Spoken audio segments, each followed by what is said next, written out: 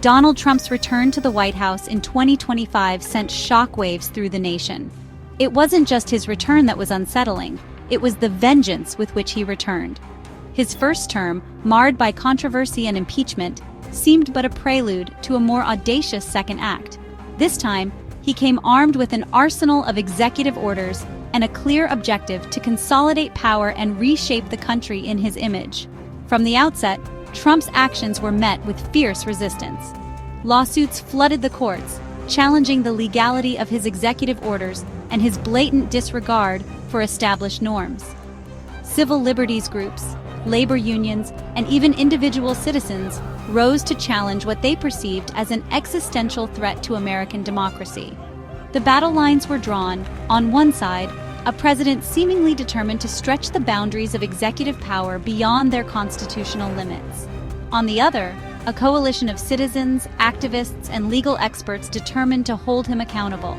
The courts once again found themselves thrust into the center of a political maelstrom, tasked with the daunting responsibility of interpreting the Constitution and safeguarding the rule of law.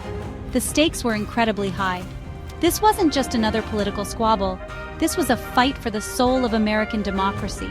The outcome of these legal battles would determine whether the United States would remain a nation of laws or succumb to the whims of an authoritarian leader. One of Trump's most brazen acts was his attempt to dismantle birthright citizenship, a right enshrined in the 14th Amendment. This amendment, adopted in the aftermath of the Civil War, guarantees citizenship to anyone born on U.S. soil, regardless of their parents' immigration status.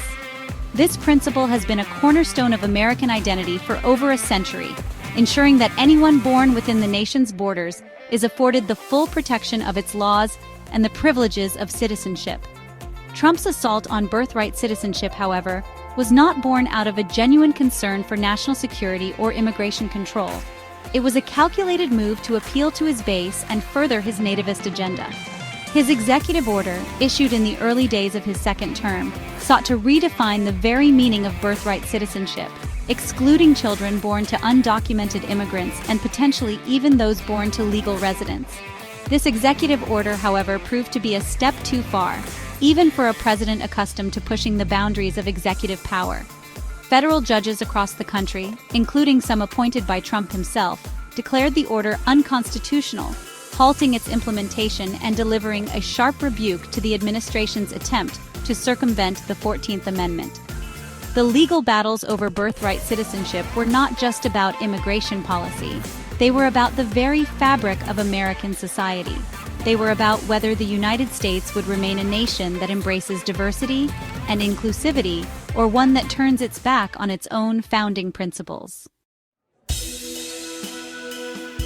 Trump's assault on the foundations of American democracy extended far beyond his attempts to rewrite the 14th Amendment.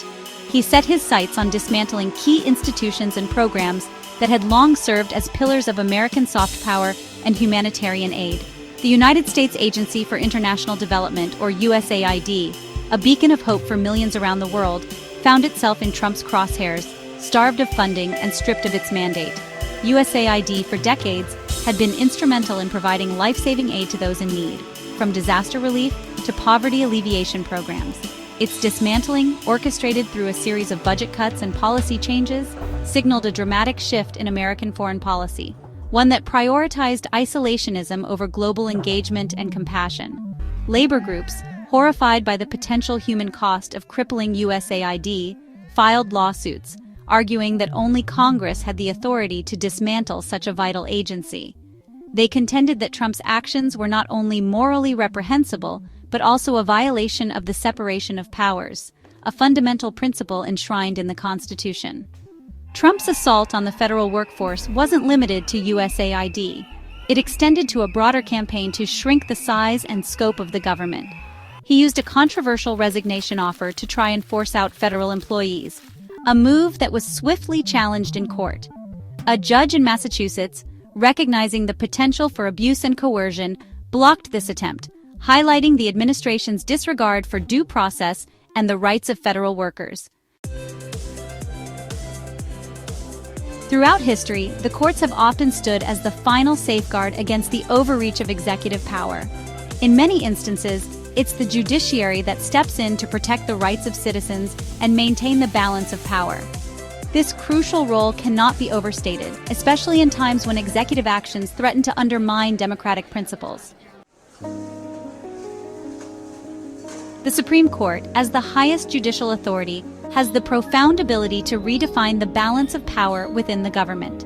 Decisions made by the Supreme Court can set precedents that influence legislation, executive actions, and even societal norms for generations. It's a reminder of how significant the court's role is in shaping the future of the nation. Democracies around the world have faced challenges that erode their foundational principles. These cautionary tales serve as important lessons for us. They highlight the vulnerabilities within democratic systems and underscore the need for vigilance and active participation in safeguarding our democratic values. At the heart of these legal battles lies a deeper struggle for the very soul of America. The outcomes will not only determine the direction of policies, but also reflect the values and principles that define the nation. The stakes are incredibly high, and the implications of these decisions will resonate far beyond the courtroom.